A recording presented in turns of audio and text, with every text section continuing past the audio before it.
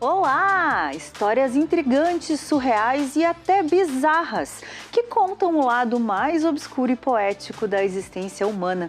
Nós estamos falando dos filmes do diretor, escritor, roteirista, pintor, fotógrafo e compositor David Lynch. Os mistérios mais profundos da mente humana, como Em Veludo Azul, as narrativas que desafiam a lógica tradicional, como Cidade dos Sonhos. Daqui a pouquinho a gente embarca nesse universo onírico e fascinante de David Lynch. E ainda, prepare a pipoca e fique por dentro das estreias nos cinemas dessa semana e o evento Fronteiras do Escritor, que reúne as múltiplas dimensões da fronteira Brasil-Uruguai. Fica com a gente, o Revista está começando agora.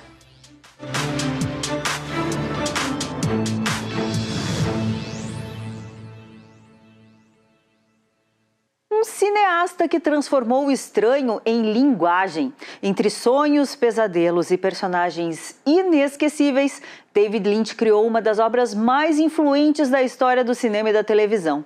De filmes cultuados como Blue Velvet e Mulholland Drive, até a revolução televisiva provocada por Twin Peaks, ele construiu um universo tão fascinante quanto perturbador. A reportagem que a gente te mostra agora evidencia como ele mudou a forma de contar histórias e por que o legado dele continua inspirando cineastas, músicos e até artistas até hoje. Poucos diretores conseguiram transformar o desconforto em assinatura artística como David Lynch. Em seus filmes, os sonhos parecem reais e a realidade nunca é totalmente confiável.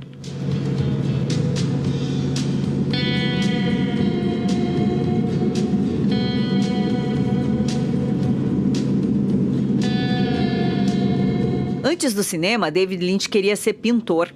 A atmosfera urbana decadente da Filadélfia dos anos 70 ajudou a moldar a estética inquietante que marcaria toda a sua obra. O primeiro longa do diretor, Eraserhead, levou anos para ser concluído e virou fenômeno cult nas sessões da meia-noite. O crítico de cinema Bruno Carmelo comenta a inventividade do diretor. Acho que tem várias possibilidades de leitura do Eraserhead e que já mostram pra gente que o Lynch sempre foi uma pessoa profundamente cinéfila, conhecedora do cinema, interessado pela linguagem dos curtas-metragens, do vídeo, do que tinha de mais vanguardista no cinema. E ele conseguia reciclar tudo isso e incorporar isso à maneira dele numa obra própria. Então, para mim, uma das coisas mais fascinantes, não só no Eraserhead, mas em tudo que veio depois, é pensar que ele faz um tipo de cinema que qualquer outro diretor, quando faz, não tem o reconhecimento que ele tem.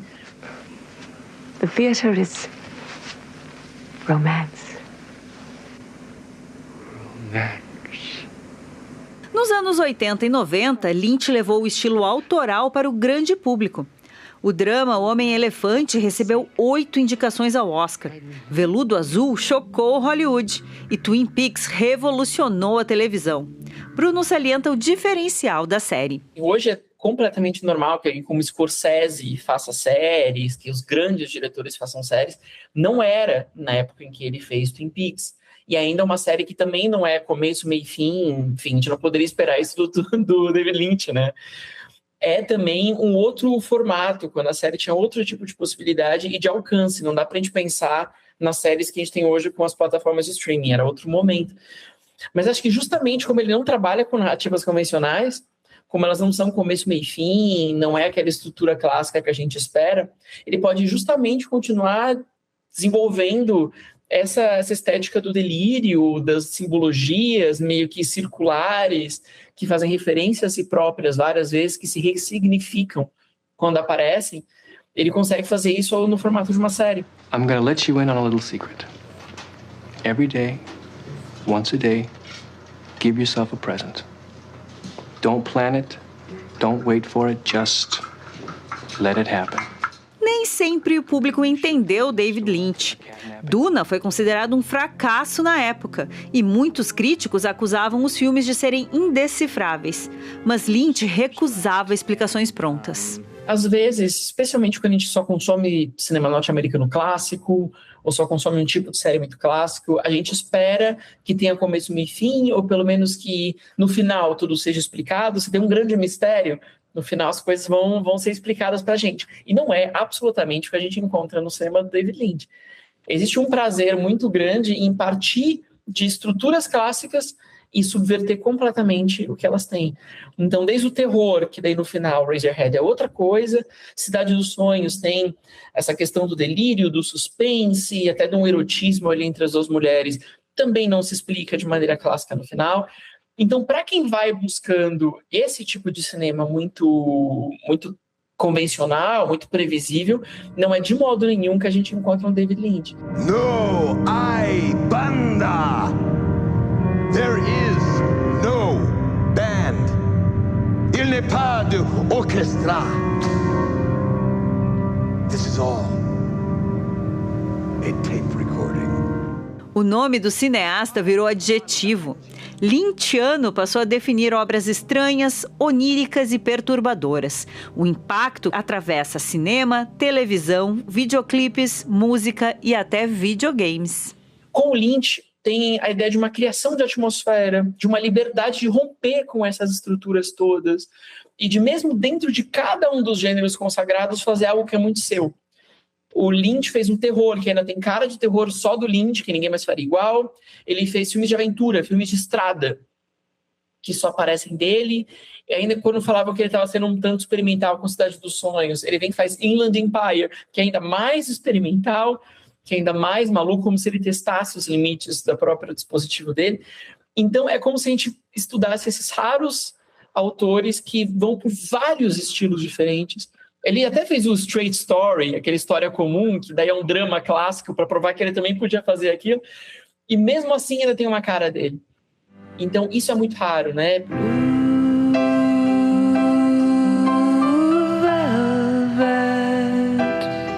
David Lynch transformou mistério em arte.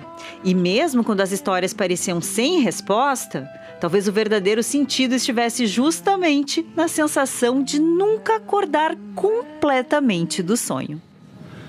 Through my tears.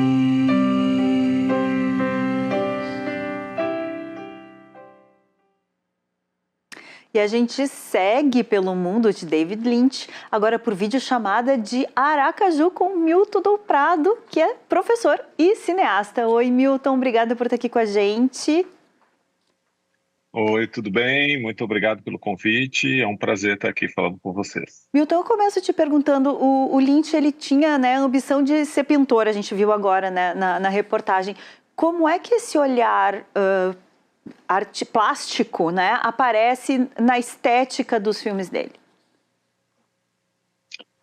Legal, ótima pergunta, assim. Na verdade, desde os primeiros curtas do David Lynch, ele tem ali o trabalho como artista visual, e aí desde os primeiros curtas a gente vê que são curtas mais experimentais, no sentido mais restrito da palavra, não no sentido, no adjetivo que se coloca hoje em dia, né? Ele tenta se filiar com a tradição que tem lá no cinema americano, de cinema experimental quase puramente plástico, né? Ele tem uma série de curtas-metragens no início de carreira que são trabalhos muito estranhos e que vão, na verdade, quase testando e criando um certo imaginário, um certo tipo de imagem que depois vai voltar em todos os seus filmes, né? A matéria que a gente viu foi muito legal ali, que fala do primeiro longa dele, que é o Razorhead, que é um longa muito estranho, assim, e muito plástico e muito influenciado por esses curtas-metragens, né? Então eu posso dizer que dá para dizer que se a gente vê os primeiros curtas, a gente vê que tem muita influência da pintura, ele usa muito o trabalho dele de artista visual, e que isso depois vai se transformar quando ele fizer os filmes com atores, vamos dizer assim, mais normais, né, dentro do possível. Pois é, tu estava falando agora dessa questão do estranhamento, né, da linguagem que é mais incomum, vamos colocar dessa forma. Existe uma lógica interna na construção das obras do Lynch, ou o negócio está mesmo em causar esse desconforto nesse lugar mais fora do usual e não tem preocupação com lógica? Eu acho que tem uma coisa que se fala muito, né, nesse adjetivo aí, na matéria falava, no adjetivo lynchiano, se fala no desconforto também, mas eu acho que cada filme dele, ele tem uma lógica, embora eu ache perfeitamente possível a gente pensar numa obra com características que a gente vai encontrar em vários filmes, mas eu acho que cada filme, ele acaba criando a sua lógica, e é uma lógica muito próxima da lógica de sonho, né? Por isso que se repete várias vezes, virou quase um clichê. Ele gostava de falar isso mesmo, da lógica de sonho, e cabia ao espectador aceitar ou não, né? É um desconforto que ele criava em uma parte do público, mas também era bastante sedutor, né? Eu me lembro de quando o Veludo Azul foi lançado, eu vi a primeira vez nas locadoras, chegou em VHS pirata, né? E a gente ia atrás do VHS, e era um filme muito estranho, assim. Embora a gente pudesse resumir a história, tivesse um início, meio e fim, identificasse os personagens principais, ele tem um clima que ele vai construindo ali de muita estranheza, dos tempos diferentes, das reações dos personagens, de uma certa violência, né? Eu acho que ele é um cineasta da violência dos Estados Unidos, né? Aparentemente, pessoalmente, ele era um cara nada violento, mas ele mostra isso bastante nos filmes dele, o que é bastante incômodo, assim. Então, tu tem ali uma atmosfera de sonho, de surrealismo, a gente pode usar essa palavra, mas, no fundo, tem uma violência ali que é uma violência humana e que é bastante encontrável nos Estados Unidos. Então, tem esse desconforto, mas também tem uma sedução ali que ele constrói, né? Não é à toa que foi se criando um culto em torno dele. Pois é, agora tu estava falando nisso e tu tens um trabalho, né, sobre duração, mais especificamente em Twin Peaks, né? Essa questão das durações, dos tempos na obra dele, né? Às vezes ele alarga uma cena, ou ele trabalha o silêncio. Isso também contribui para esse clima hipnótico quase que a obra dele traz e nos envolve dessa maneira? Sim, com certeza, com certeza. Tem isso, ele faz isso desde os primeiros filmes, acho que isso fica bastante evidente no Veludo Azul e na série Twin Peaks, ali, né? Eu acho incrível que a última grande obra, ele fez coisas menores depois, mas o último grande trabalho dele foi um trabalho para o streaming, né? Que foi a terceira temporada do Twin Peaks, né? E que eu gosto de pensar, dá para a gente ver como uma terceira temporada, mas quase como uma coisa à parte, assim. E ela tem um trabalho de temporalidade muito estranho, assim, muito estranho no melhor sentido da palavra, assim, muito rico. Ele tem um trabalho de temporalidade interna, que é isso que tu citou agora. Então, tem uma cena da última temporada do Twin Peaks que um casal, que é um casal que já está na primeira temporada, e a gente acha super estranho reencontrar essas pessoas mais velhas ali, depois de 25 anos. Eles vão encontrar o filho deles que chegou de moto. E eles têm uma conversa absurda. O filho é a única cena que aparece. Dos 18 episódios, é a única cena que ele aparece. E é uma conversa que o tom é maluco, mas o tempo é muito maluco. E a gente fica ali, tá? Onde é que isso vai para onde? Tem um desconforto, mas tem uma graça também em torno daquilo. Mas eu acho que também tem uma questão da essa temporalidade do mistério ali da morte da Laura Palmer. E eu vi o Bruno Carmelo comentou ali na matéria que ou vocês mesmos usaram a palavra mistério, né, que dá para aplicar muito para o David Lynch. Ele não queria revelar quem matou Laura Palmer, né? Foi uma pressão da produção da série para a TV. Não, vocês têm que revelar. E, de certa forma, a terceira temporada é a história dos personagens ainda obcecados com aquela morte, né? 25 anos depois, ainda voltando e querendo, ainda todo mundo contaminado pela morte dela. Então, quando eu fiz esse trabalho, a questão da duração, Twin Peaks é uma das obras que eu analiso, as outras são de outros diretores, mas porque eu acho que tem uma proposta de jogo com a duração ali que é muito diferente do que das outras séries de streaming. Da mesma forma que eu defendo que da mesma forma que a Twin Peaks lá em 91, 92 revolucionou a televisão, a Twin Peaks atual, ela é tão revolucionária quanto, só que agora no mundo do streaming, porque ela propõe um outro jogo de duração muito diferente com o que a gente está acostumado. Pois é, eu estava te ouvindo e estava pensando, as audiências estão mais acostumadas, talvez não seja o termo, mas mais preparadas, até porque Twin Peaks tem isso, né, da fragmentação do discurso, a fragmentação enfim, do tempo mesmo, né? A gente está mais preparado para isso, agora estava mais preparado, foi 2017 que saiu, eu acho, né? Do que isso. Lá nos anos 90?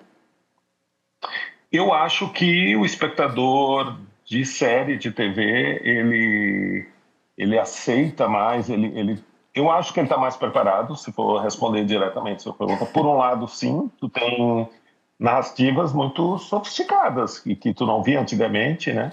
E que brincam com noções temporais e com elipses. E, por um lado, sim, as séries se sofisticaram bastante, né? Desde a aparição do primeiro Twin Peaks até agora. Por outro lado, a gente sabe que os streamings, e aí a gente fala especialmente da Netflix, mas não somente da Netflix, eles têm trabalhado com uma série de restrições narrativas. Isso as pessoas que trabalham nessas séries dizem isso, né? Os roteiros têm que repetir as informações de tanto e tanto tempo para que a atenção do espectador seja retomada. O tipo de imagem a Netflix controla completamente, não vai ser uma imagem que foge muito do padrão, de certos padrões deles. Então, é contraditório. Por um lado, sim, a gente está todo mundo mais sofisticado do que esperar da TV ou do streaming, mas, por outro lado, as plataformas de streaming tentam controlar mais essas informações, porque o público ele pode estar mais sofisticado, mas ele está muito desatento hoje em dia, né? Tem muitos estímulos que fazem com que tu não olhe mais a tela. Bom, para a gente hoje escolher 4 obras de David Lynch para trazer aqui nos nossos cartazes foi um desafio, mas Lucas Lanzoni entregou e muito. A gente começa com o Veludo Azul, né? Rapaz volta à cidade natal após longo tempo e descobre uma orelha humana decepada no jardim.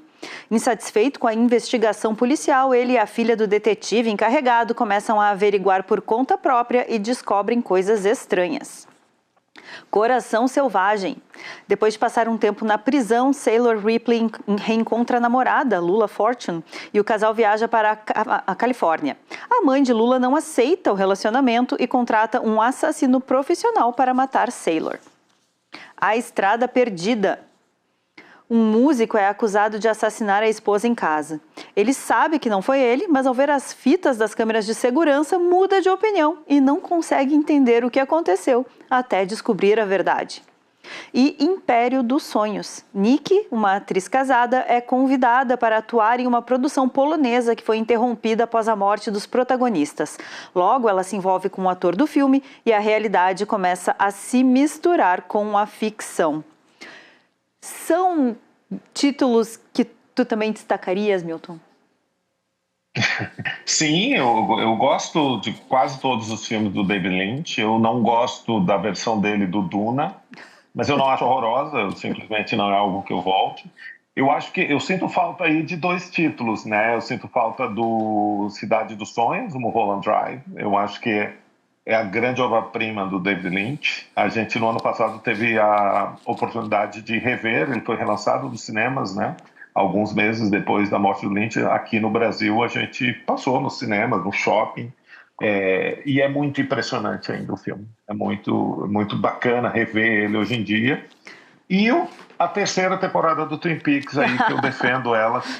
Um grande filme de quase 18 horas, assim, eu acho um filme muito, muito impressionante. Perfeito. Então, eu acrescentaria esses dois. Anotado. Muito, muito obrigada, Milton. Foi um prazer conversar contigo. Espero te receber aqui de novo em outras oportunidades. Assim eu espero da próxima vez, quem sabe presencialmente. Né? Boa. Obrigado, adoro participar. Obrigada. Bom, depois do intervalo tem as estreias da semana nos cinemas. Nós já voltamos.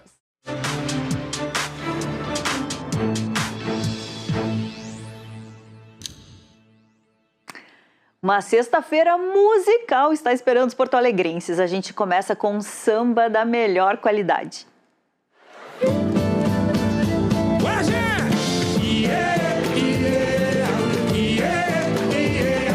Um dos principais nomes do samba brasileiro contemporâneo, Xande de Pilares, vai fazer um show gratuito em Porto Alegre nessa sexta.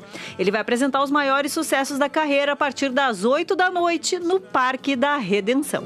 Que a vida é um vento e vai a qualquer lugar, vai além e voltar, pode tudo mudar. E músico trazendo turnê nacional para a cidade. Ela une todas as coisas, como eu poderia explicar? Jorge Versilo apresenta o show JV30, mais um final feliz, comemorando 30 anos de carreira. No show, ele canta clássicos como Que Nem Maré, Fênix, Homem-Aranha, Mona Lisa e Sensível Demais.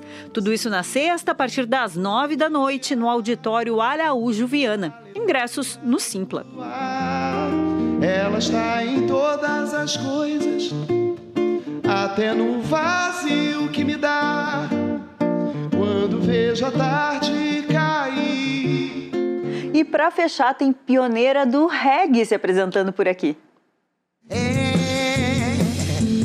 Para quem procura a rica cultura.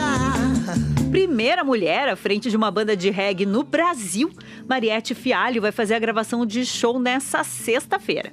O repertório vai fazer parte do primeiro álbum no gênero da carreira solo da cantora e a apresentação conta com participações especiais de Fia Rocha e Paulo Dionísio. Tudo a partir das 9 da noite no palco do Opinião. Ingressos na plataforma Simpla. E digo mais, no mercado locais, no Areal e também no velho Montserrat.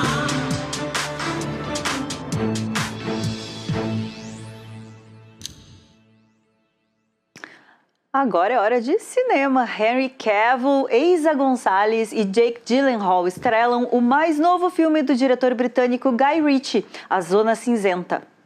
O filme acompanha Sofia, uma negociadora com ampla experiência em transações milionárias, que se utiliza de todos os meios possíveis para completar o trabalho. Quando recebe uma missão de alto nível, convoca 2 agentes de elite, Bronco e Sid, para realizar um plano elaborado que garanta sua fuga de uma ilha fortemente guardada. O plano, porém, rapidamente se transforma numa guerra explosiva de traições, estratégias e sobrevivência.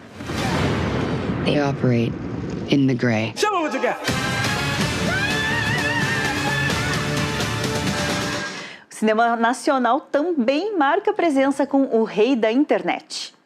Inspirado na vida de Daniel Nascimento, que ficou conhecido como o Rei da Internet, o filme é uma aventura dramática que conta como Daniel se destacou como um dos maiores hackers do Brasil, além de ter feito parte de uma organização criminosa que movimentou milhões de reais, ter vivido intensamente uma vida de ostentação e ter sido alvo de operação da Polícia Federal.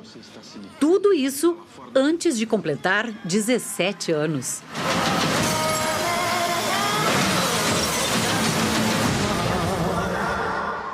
Outro filme brazuca tem Paola Oliveira estrelando o drama de terror Herança de Narcisa. A trama acompanha o retorno de Ana à casa onde passou a infância. decidida a vender a casa, Ana começa a revirar o imóvel ao lado do irmão Diego, que, ao contrário da irmã, decide abrir um mar de antigos traumas e mistérios ao destrancar o camarim da mãe, local onde estão os segredos sobre a morte dela.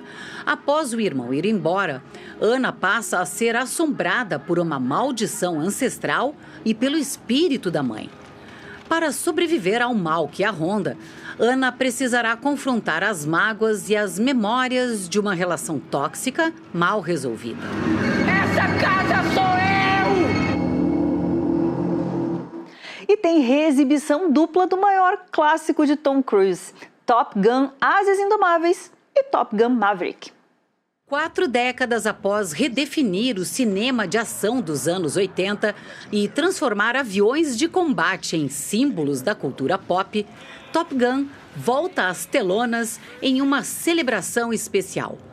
Como parte das comemorações, os 2 filmes retornarão aos cinemas brasileiros em sessões especiais.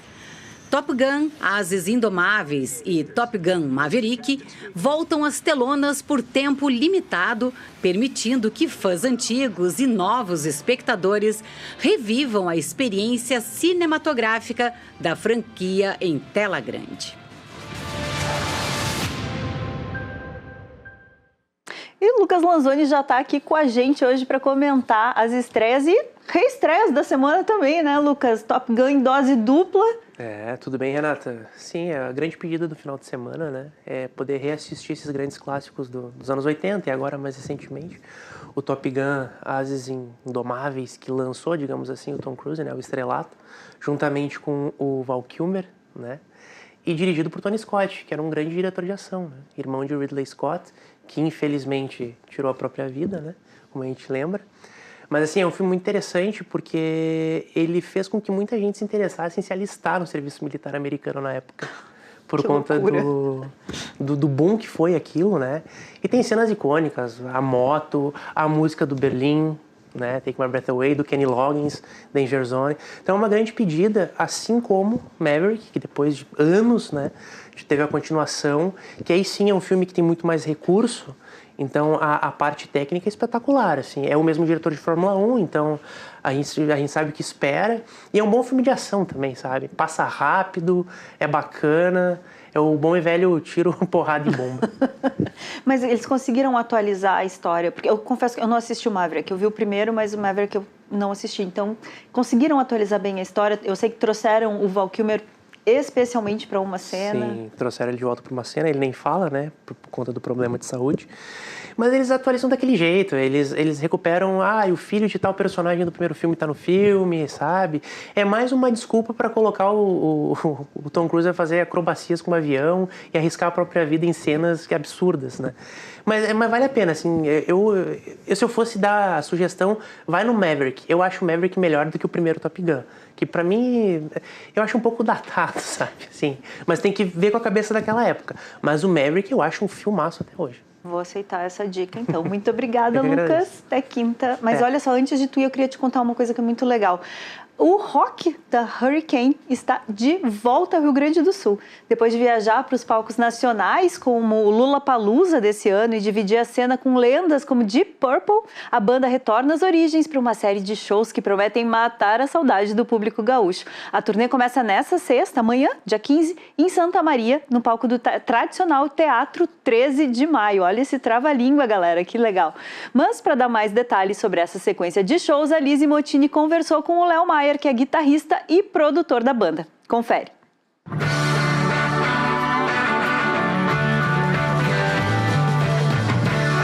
O rock clássico dos anos 70 com uma pegada moderna. Esta é a proposta da banda gaúcha Hurricanes, que se apresenta em Santa Maria no próximo dia 16. O grupo, formado no Rio Grande do Sul e agora radicado em São Paulo, está com um som autoral inspirado nas raízes do blues e do rock and roll. São as vertentes que a gente gosta mesmo, é o que a gente escuta, né? A gente gosta muito do rock and roll e do blues britânico, lá dos anos 60, dos anos 70, Led Zeppelin, Free, Deep Purple e tal. Então, é aquela coisa, você é o que você ouve, né? Então, a gente escutou isso a vida inteira e acaba tentando fazer do nosso jeito e criando as nossas canções nessa mesma onda, né?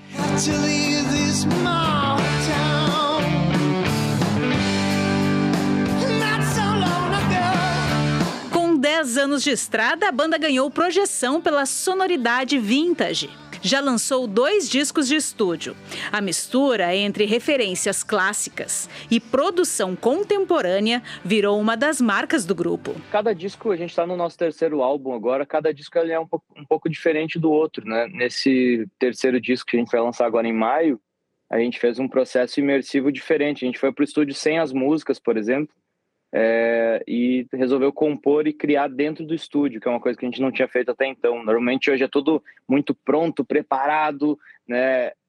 Tudo muito programado, e a gente tentou seguir o outro fluxo, né? A gente tentou, cara, vamos pro estúdio, a gente toca lá, a gente mostra as nossas composições, cada um mostra a sua, a gente vai criando coletivamente e tá dando muito certo. A gente tá gostando muito do resultado, que tá muito espontâneo, muito cru. Além das músicas autorais, o grupo ficou conhecido pela intensidade das apresentações ao vivo. E para o show em Santa Maria, a promessa é de um repertório especial para o público gaúcho. Canções novas, né, desse novo álbum. E assim, eu acho que cada show é diferente um do outro, né? A gente costuma não repetir os shows. Tem muito improviso, não é nada programado, a gente não ensaia direito, é tudo uma... como diz um amigo, é uma bagunça organizada, assim, né? A gente gosta de ser espontâneo, gosta de criar em cima do palco. Criação em cima do palco é o que não falta. A banda, inclusive, recebeu reconhecimento até de nomes ligados ao grupo americano The Black Crowes.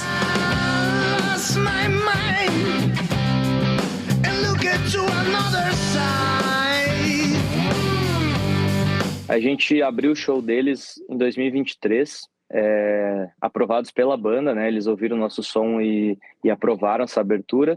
E no final do show a gente conseguiu conversar bastante e tudo mais. E a gente ainda não tinha um disco lançado, a gente tinha alguns singles. Então foi muito importante para a gente ver que a gente estava num caminho que a gente gostava, porque a gente é muito fã deles, né? Somos muito fãs. E eles...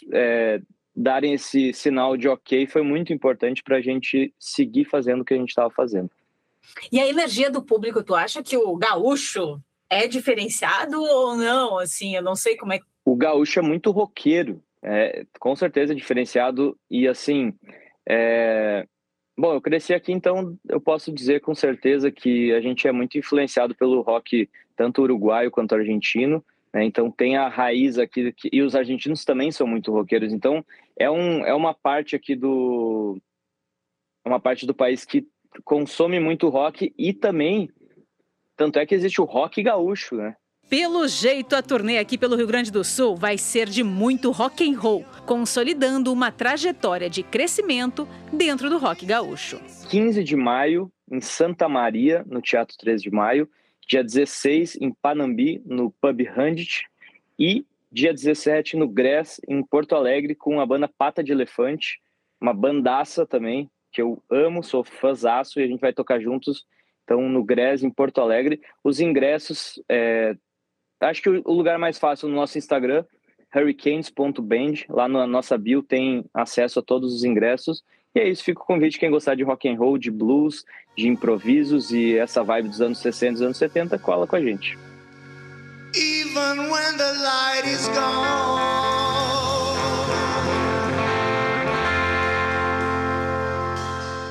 Demais. Depois do intervalo, tem Fronteiras do Escritor, um encontro que reúne as múltiplas dimensões da fronteira Brasil-Uruguai. É já já. Literatura, música e fotografia se encontram em Porto Alegre nesse sábado. O espetáculo e a série de livros Fronteira terão eventos gratuitos no Instituto Ling e no bar La Vita é Bella. Com a participação de músicos brasileiros e uruguaios, o projeto mergulha no universo lírico da fronteira sul do estado. E para falar um pouquinho mais sobre esse projeto, estamos aqui com o escritor e compositor Martim César. Tudo bom, Martim? Muito obrigada por estar aqui com a gente. Eu que agradeço a oportunidade de estar apresentando uma obra que a gente tem feito, né, todo esse tempo fazendo obra sobre literatura de fronteira, música de fronteira. São muitos anos falando sobre isso. Pois é, e aí a minha primeira pergunta para ti é essa. O que existe nessa fronteira que alimenta a tua obra? Tem muito de...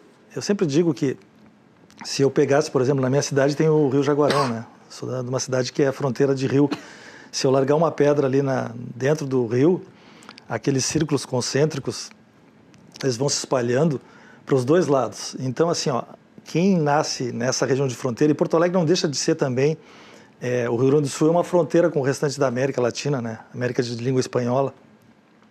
Mas especificamente essa região, a gente tem a oportunidade de conhecer toda a literatura, a cultura, desde a fronteira ali onde eu vivo até o Rio Bravo, no México, por exemplo, ou até a Espanha.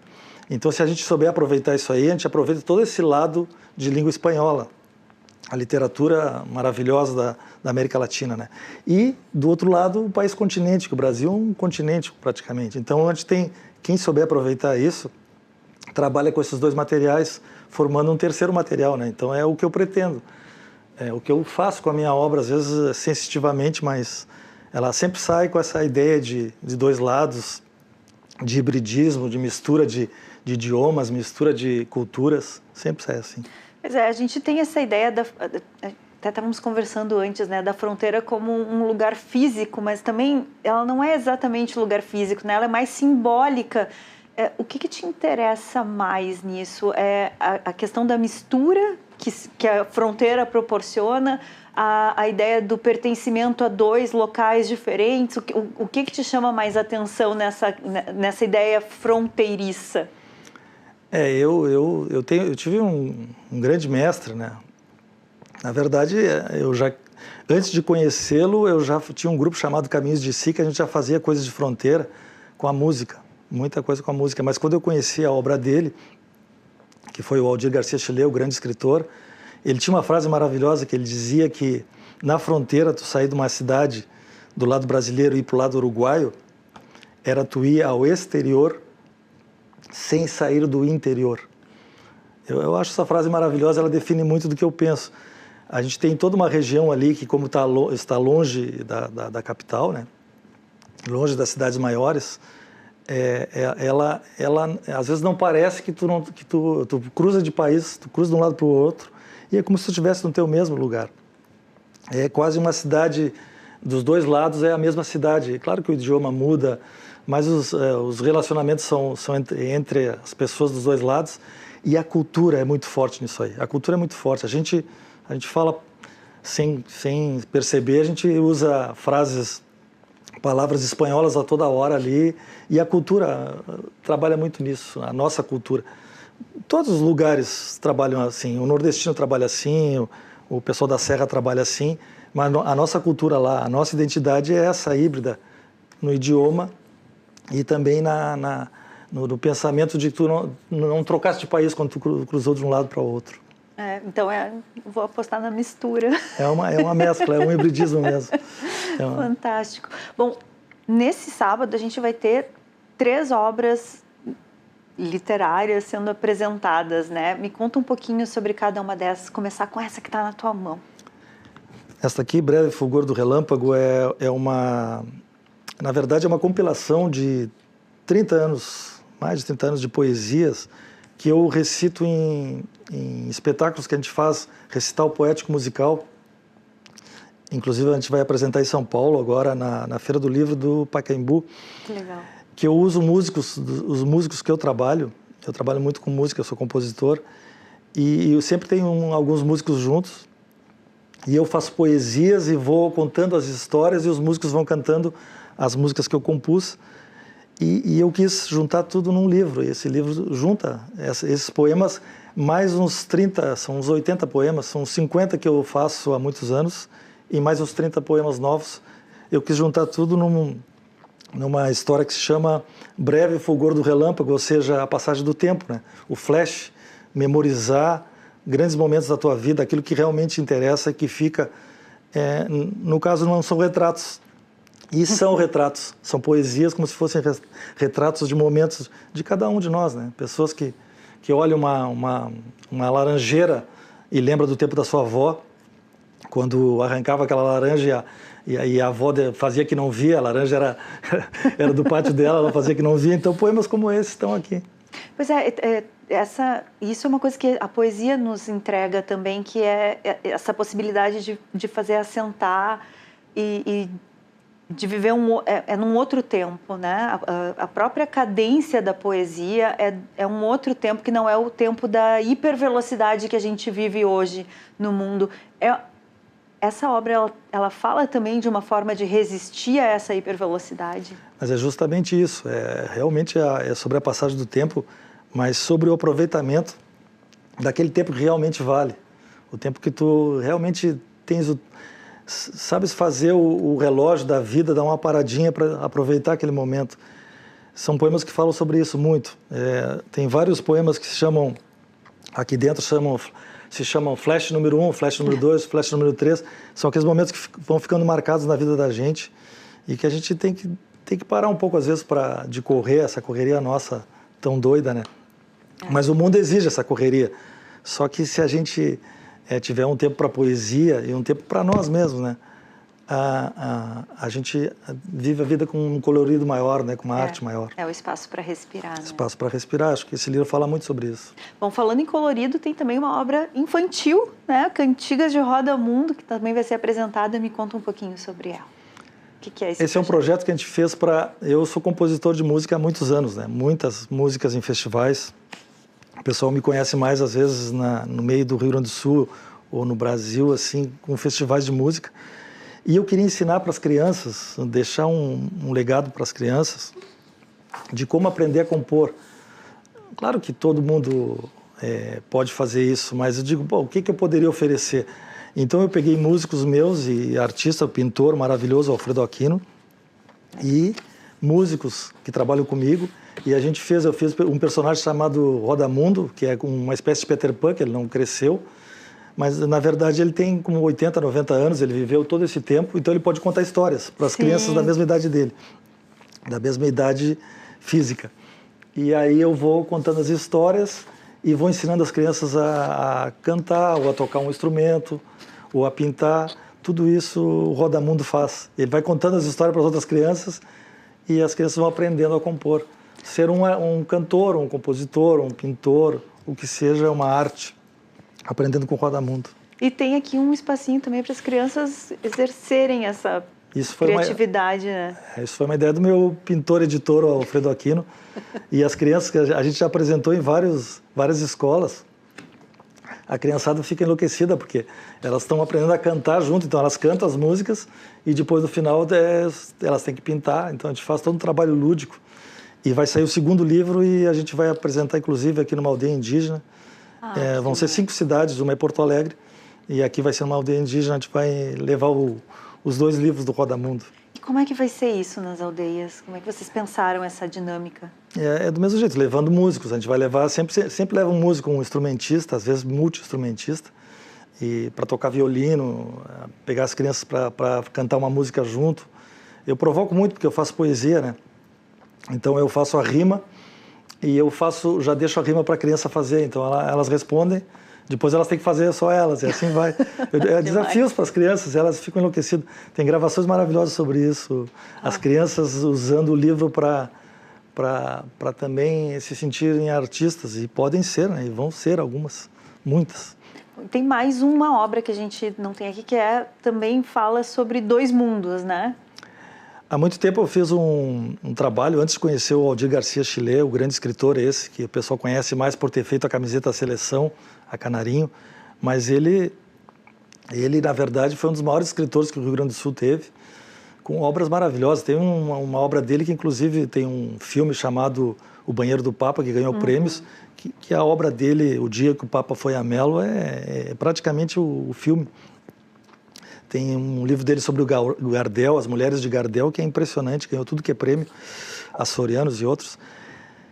Eu fiz 10 poemas sobre a obra do Cervantes, para contar aquele livro que muita gente diz que leu, mas não leu pela dificuldade.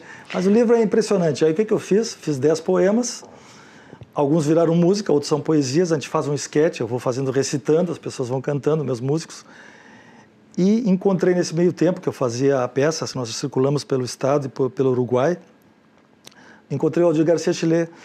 E eu digo, um dia eu vou pegar essa obra do Chilé, eu li toda a obra, os personagens deles maravilhosos, Braulina, o barqueiro do Rio Jaguarão, histórias impressionantes. Dom Serranes, que era um fronteiriço lá do tempo das guerras.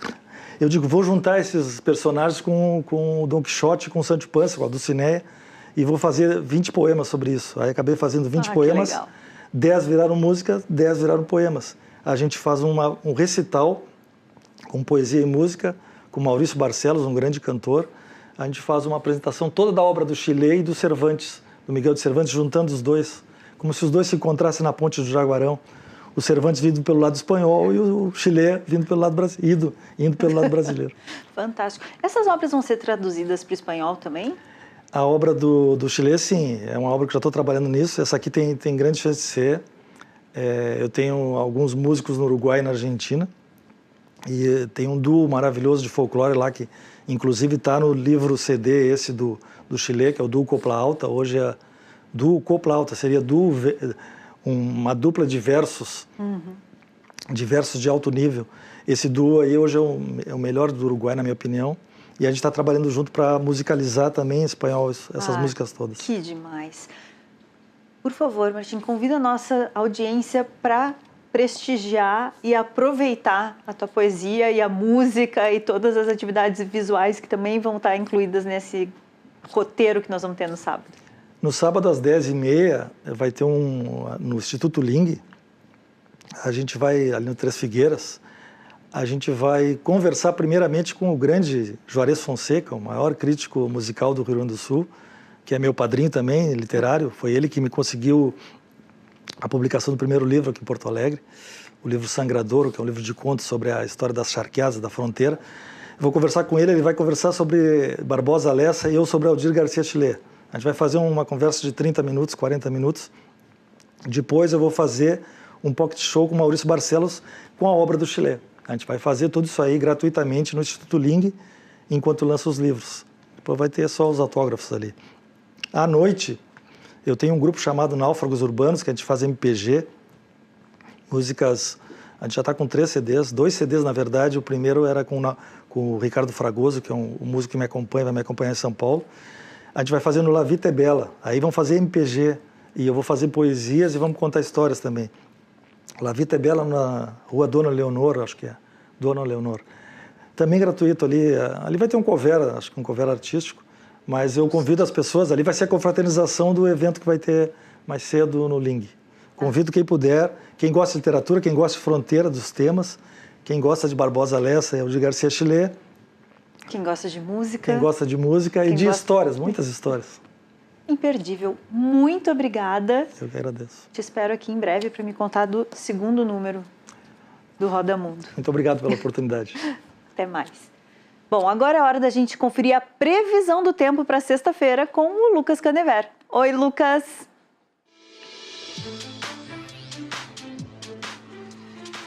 Oi, Renata. Olá para você também que nos acompanha diretamente do Estúdio do Tempo da Rede RS. Amanhã o tempo continua firme no Rio Grande do Sul. O sol aparece entre nuvens e o frio persiste, com mínimas que não devem passar dos 15 graus. Mas no sábado, a nebulosidade aumenta na maioria das regiões. E existe a possibilidade de chuva fraca lá na Serra, no norte, no noroeste do estado, também na região dos vales e aqui na região metropolitana. Mas se isso acontecer, vai ser em pouca quantidade e de forma passageira. A tendência é que no domingo, pancadas isoladas atuem em uma grande parte do Rio Grande do Sul. De novo, principalmente na região da Serra, dos vales e também no litoral norte e aqui, mais uma vez, na região metropolitana. A tendência é que as máximas não passem dos 20 graus. Mas vamos focar nessa sexta-feira e dar uma olhada em como o tempo fica amanhã em algumas cidades. Lá na Serra Gaúcha, em Gramado, há previsão que o dia inicie com marcas ao redor dos 9 graus e as máximas chegam até os 17, justamente pela presença do sol. Lá na fronteira oeste, em Uruguaiana, as máximas podem chegar até os 20 graus, com mínimas de 7 graus. No centro do estado, em Santa Maria, a temperatura deve variar dos 9 até os 19 graus nesta sexta-feira. Ao sul do estado, em Pelotas, os termômetros devem marcar cerca de 6 graus no começo do dia e a temperatura chega até os 18 ao longo da tarde. E aqui em Porto Alegre, a capital dos gaúchos, a gente vai ter um dia de sol entre nuvens, com temperaturas que vão dos 9 até os 18 graus amanhã. E por hoje é isso, Renata. Eu vou ficando por aqui, mas amanhã eu volto com mais previsão do tempo. De volta para ti. E atenção para uma última informação. O edital do Fundo de Apoio à Cultura, o FAC, que é para entidades carnavalescas do Rio Grande do Sul, vai encerrar as inscrições na próxima quarta-feira, agora dia 20 de maio. Ele foi publicado pela Secretaria Estadual da Cultura e tem como objetivo reconhecer e valorizar as entidades carnavalescas com histórico de atuação relevante aqui no estado. A seleção vai permitir que o recurso seja aplicado de forma livre em ações como melhoria de infraestrutura, aquisição de instrumentos e equipamentos, desenvolvimento de atividades ou qualquer outra necessidade. Podem concorrer pessoas jurídicas de direito privado, sem fins lucrativos, com sede no Rio Grande do Sul e registro prévio no Cadastro Estadual de Produtor Cultural da Secretaria da Cultura. O aporte vai ser de R$3 milhões. Eles devem ser contempladas 110 entidades. 40 delas vão receber R$40 mil cada e 70 vão contar com R$20 mil cada. As inscrições devem ser realizadas até às 16h59, atenção para o horário do dia 20, na página do Procultura. Anotou tudinho? Então a gente vai encerrando por aqui o Revista de hoje e a gente se vê na próxima edição. Até lá! Tchau, tchau!